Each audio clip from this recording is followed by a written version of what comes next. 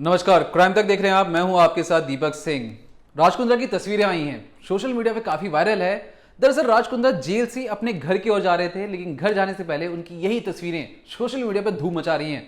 दरअसल माथे पे टीका है, मुंह पे मास्क है, दिल में उमंग है, लेकिन मीडिया का हुजूम देखते हुए उन्हें दिखाना था कि वो परेशान है, टेंशन हो रही है कि वो जेल से घर जा रहे हैं, तो उन्हें टेंशन हो रही है। बल्कि सबको पता है वो कितने खुश थे, लेकिन मीडिया को दिखाना था कि वो परेशान है, टेंशन में है, मीडिया वाले उन्हें परेशान कर रहे हैं। तो कहीं ना कहीं अपने आप को थोड़ा सा सीरियस होते हुए दिखा रहे थे कि अपनी खुशी जाहिर नहीं कर रहे थे। लेकिन ये दरअसल इनकी छुट्टी की पीछे कहानी थोड़ी सी मैं आपको बता दूं तो दरअसल मुंबई क्राइम ब्रांच ने कुछ दिन पहले एक चार्जशीट दाखिल की। 1467 पन्नों का चार्जशीट दाखिल किया गया, जिसमें मुख्य आरोपी के तौर पर राज कुंद्रा पर इल्जाम लगाए गए।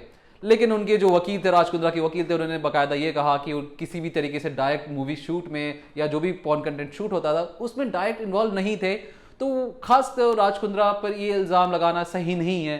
तो कोर्ट को भी लगा, कोर्ट ने निजी मुचलके पे 50,000 की निजी मुचलके पे उन्हें जमानत दे दिया है। लेकिन कोर्ट ने ये भी कहा कि वो शहर छोड़कर नहीं जा सकते, यानी जब भी कोर्ट बुलाएगा उन्हें या जब भी पुलिस कहेगी पेश होना है तो उन्हें पेश होना पड़ेगा। लेकिन फिलहाल निजी मुचलके 50,000 के निजी मुचलके के बाद राज कुंद्रा अब अपने परिवार से मिल सकते हैं।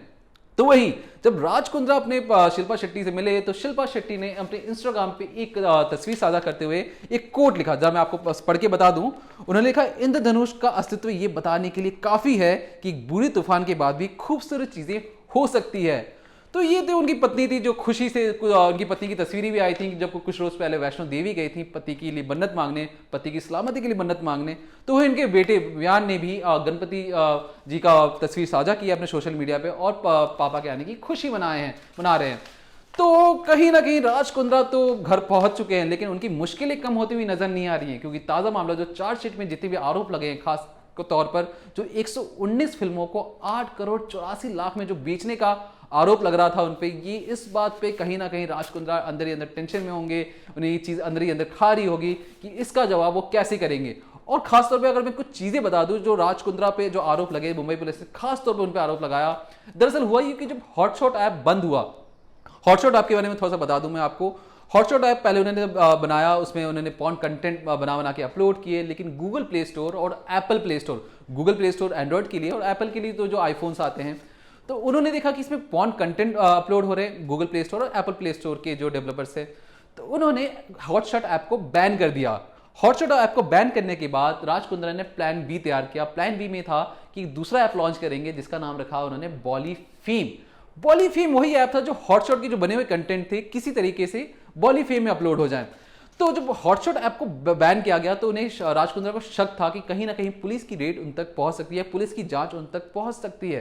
तो राज कुंद्रा ने चाल चली, वो बाकायदा इस चार्जशीट में भी मेंशन किया गया है। दरअसल उन्होंने, राज कुंद्रा ने अपने आईटी डिपार्टमेंट को कहा कि हॉटशॉट की जितनी भी डिजिटल प्रिंट है और जहां भी राज कुंद्रा का नाम है उन सबको हटा दिया जाए। जरा सोचिए, एक मालिक ये कह रहा है अपने आईटी डिपार्टमेंट से क्राइम करने को कह रहा है कि जितनी भी डिजिटल प्रिंट थे, जितनी भी वो पॉर्न कंटेंट अपलोड करते थे, किसी को इस बात की भनक ना लगे और इस सारी चीजों को डिलीट कर दिया जाए। यहां तक कि राज कुंद्रा अपने व्हाट्सएप चैट को डिलीट करने की कोशिश की थी, लेकिन मुंबई पुलिस क्राइम ब्रांच ने उसको पहले ही पकड़ लिया। उसको डिकोड करके राज कुंद्रा के प्लान बी तक भी पहुंच चुके थे। तो प्लान बी में जो बॉलीफेम ऐप है, तो बॉलीफेम की अगर मैं थोड़ी सी आपको जानकारी दे दूं तो दरअसल बॉलीफेम जो पहले जो पिछले 2 साल के अंदर 3 गुना ज्यादा यूजर बढ़े उसके अंदर और प्रॉफिट 8 गुना ज्यादा। मतलब साफ जाहिर था कि लोग कोरोना प्रोटोकॉल में, जब कोविड प्रोटोकॉल में जो लोग बाहर नहीं निकल रहे थे, वो इस टाइप के कंटेंट में जो कंटेंट अपलोड किए जा रहे थे उसे देख रहे थे, पसंद कर रहे थे। और इससे खास तौर पर जो प्रॉफिट हो रहा था सीधा सीधा राज कुंद्रा को मिल रहा था। तो इस बात से समझिए कि जो उनका ऐप था, जो यूजर बेस था, वो 3 गुना बढ़ा, प्रॉफिट 8 गुना बढ़ा। अगर मैं 1 रुपया किसी को देता हूं तो मुझे बदले में 8 रुपए मिल रहा था। तो राज कुंद्रा कहीं समझ चुके थे कि ये प्रॉफिटेबल बिजनेस है। तो उसके बाद जब मुंबई क्राइम ब्रांच ने जो उनको अरेस्ट किया, 19 जुलाई को जब उन्हें अरेस्ट किया गया, उसके बाद से ही वो इससे बचने की कोशिश कर रहे थे। और उनका बार बार ये कहना था कि इसका जो सारा बिजनेस था, शिल्पा शेट्टी ने भी कहा, इसका जितना भी सारा बिजनेस था ये राज कुंद्रा की बहनोई यानी प्रतिबक्षी अपलोड किया करते थे, वही सारा मैनेजमेंट देखते थे। तो पुलिस ने इस मामले में ये कहा है कि पुलिस का कहना है कि हाँ, जो मुंबई का मडगांव है वहां पे पॉर्न जितने भी मूवीज थे, एक्टर और एक्ट्रेस थे, शूट करवाए जाते थे, लेकिन अपलोड के लिए इन्हें लंदन भेजा जाता था। एक ऐप कहूँ या एप्लीकेशन कहूँ, उस वेबसाइट पर अपलोड करके लंदन में उसे डाउनलोड किया जाता था, लंदन में डाउनलोड करके इसे ऐप पे अपलोड किया जाता था। तो ये इसलिए था क्योंकि हमारे भारतीय कानून में जो पॉर्न के कंटेंट को बनाना, उसे अपलोड करना गैर कानूनी है। तो भारत के कानून को चकमा देने के लिए राज कुंद्रा ने ये चाल चली। तो राज कुंद्रा पे मतलब कई सारे इल्जाम हैं। आप देखिए, पहले आईटी डिपार्टमेंट से अपने पॉर्न कंटेंट को बनाने का इल्जाम है, फिर आईटी डिपार्टमेंट से जितनी भी डिजिटल प्रिंट थे उसको हटाने की चीजें हैं, फिर पॉर्न कंटेंट को अपलोड करवाने की। तो अपलोड करने के लिए उन्होंने धोखा देने के लिए भारतीय कानून को यहां से लंदन भेजा और लंदन के वहां से अपलोड करवाया।